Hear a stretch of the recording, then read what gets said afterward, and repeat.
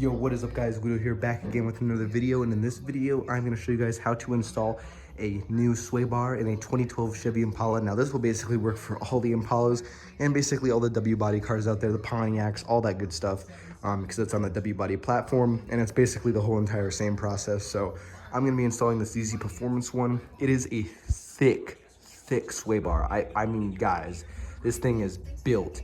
The stock ones, as everybody knows, they honestly are awful, and the stock ones always go and crack and snap right here on the end. So you can see how well this is made. And I don't have the stock one out yet, of course, but this is definitely way thicker and it's solid compared to the stock one. So this is going to give us a lot better handling, and especially paired with lowering springs or coilovers and all the other aftermarket suspension in the rear, this thing is going to handle amazingly, guys. So let's just get straight into the video. Now, the first thing you have to do is you have to go and break your lug nuts loose. Now, this is going to vary depending your car and the lug nut size you have. But basically, you just want to break your lug nuts loose on both sides.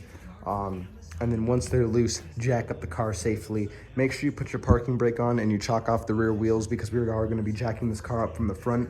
Chances of it rolling back are pretty slim.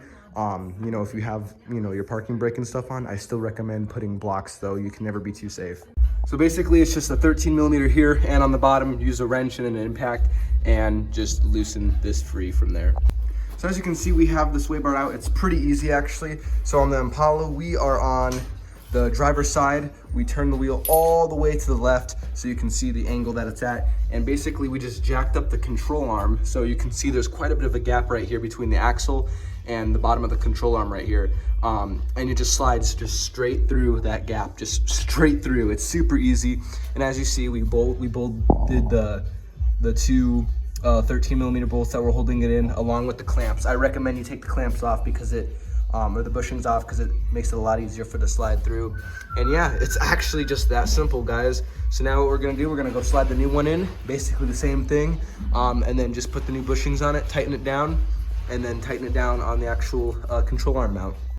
So basically, for the two 13 millimeter bolts that are on the subframe that actually hold the sway bar in, basically what you're going to do is you're just going to go and remove those. I recommend using a ratcheting wrench if you have one, and just really hit it hard and break them loose, because they'll be on there pretty tight. Or if you have a like a Milwaukee electronic ratcheting wrench, that works better. Or if you can fit a impact driver in there, that works even better, because they will be on there pretty tight. So as you can see, this is the stock one and this is the upgraded aftermarket one. You can just tell the quality of this is way better. It's thicker and also it's solid. This is completely hollow, so that makes a massive difference, of course. And you can kind of see how that one's down. That's how that one came out. This one, you can see it's flipped up. You're actually going to install this one upside down. That's the orientation this one goes. So yeah, we're basically going to just go ahead and slide it on in, just how we got it out. So as you can see, we got it snaked in there. Now you're just going to go and install your new bushings on here along with the clamps. Now it's pretty easy. This just comes apart from here. I'm trying to do it with one hand. This just comes apart from here. That slaps over the sway bar, and that'll just go on top of it. And they do send you new hardware. Now the only thing with this is this might be for the Pontiac 3800s, not for my car. The thread is the same. The head is a little bit different. It doesn't really matter, but the length, these are a little bit shorter than the stock ones that are on the Impala. So we're just gonna reuse the stock stuff because it was fine and it's in good condition. So as you can see, we have it completely installed, completely tightened. There, I sprayed some lube on there just so it's, not dry.